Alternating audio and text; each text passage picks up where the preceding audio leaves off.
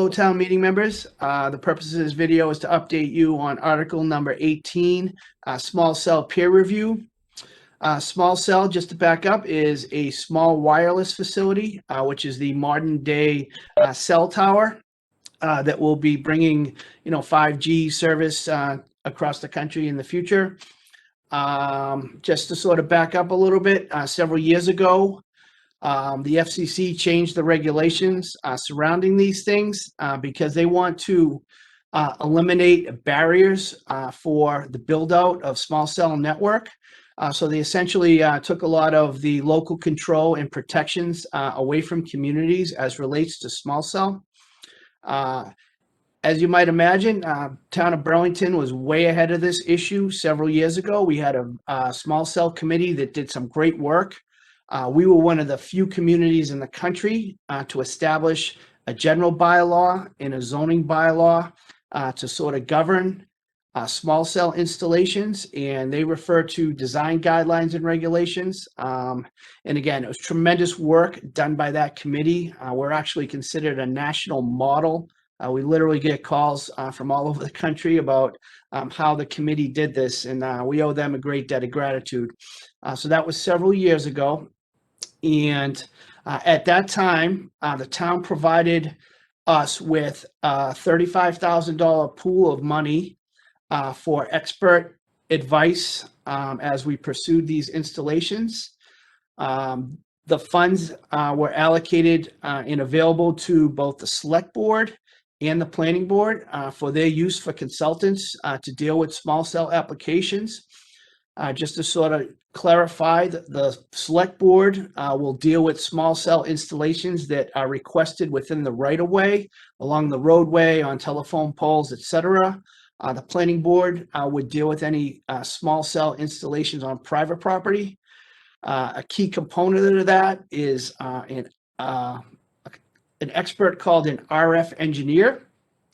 And I'm happy to say that on the select board side of things, we just went through our first small cell hearing just over the past month on Mall Road. We were able to engage the services of a telecommunications attorney who's an expert in this subject matter. And we had on our side an RF engineer to sort of verify the need for the installation and the amount of radiation that would be emitted from it, and to ensure that it was safe. And those having the ability to access those two experts was amazing for us. We all learned a lot. I think we'll all be able to do it a little bit easier on our own the next time. But having those experts available to vet the application from the telecom company was very, very reassuring to us. So it was a long hearing, and we're very grateful to have experts on our side. But at the same time, one of the key components of this is that as part of the applications, the town is not allowed to consider health concerns related to cellular communications. And we, in many other communities, have residents that are very concerned about the health regulations surrounding these, but we're not allowed to consider it. We're only allowed to consider where it's placed, and also whether there is a need for it. And that's something that the RF engineer handles for us. But there's another important aspect to it, and we have several extremely well-versed residents about the possible health concerns surrounding cellular technology. I think we would all agree that residents want good cell service. Our business community is going to want strong cellular service. But we want to know, A, do they need that location in order to keep their signal and cover coverage gaps? B, is the installation as proposed safe?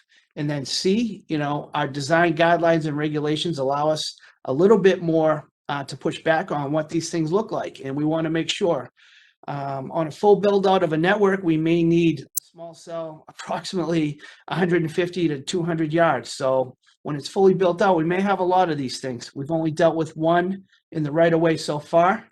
But there, we do anticipate that the applications will continue to come in, and there may be multiple at a time. But one of the big things that came up during the public hearings was, and we did hear quite a bit of testimony from residents that are concerned about the health benefits, is we want to be able to assure residents going forward that the installations are safe. So we are requesting $100,000 to continue the great work that we're doing with small cell. Again, that will be available to the select board and to the planning board to pay for any necessary experts. The RF engineer is a key component of it. I think we all have a better understanding of sort of how the legal aspects of it work. And again, because of the great work of the small cell committee, we have design guidelines and regulations that we can push back to make sure that it looks and sort of fits into the environment. The installation we just approved is going to be in a singular black pole on the median strip, sort of designed to replicate and sort of look like one of our existing streetlights. So hopefully over time, these will blend into the natural environment. And if you've ever seen an ugly small cell installation, you'll know what I'm talking about. It looks like a telephone pole with a bunch of computer equipment strapped onto the side of it. So we want to continue on the work of this the great work that this committee did.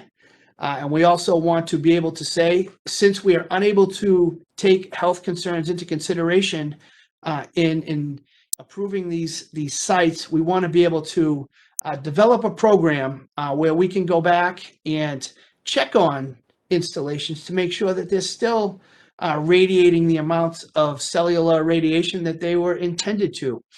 And we have some great advice from the RF engineer as to when that would be appropriate. And one of the things I recall him saying is, if there's going to be a change of equipment or a change of the strength, then we want to be able to have the ability to test those to make sure, A, they're functioning as needed.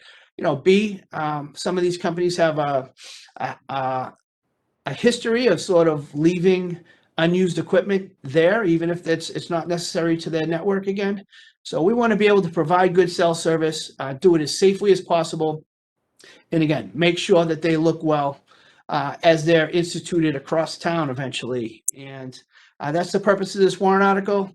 If there's any further questions, please do reach out and we'll try to get you the best answers we can possible. Appreciate your support. Thank you.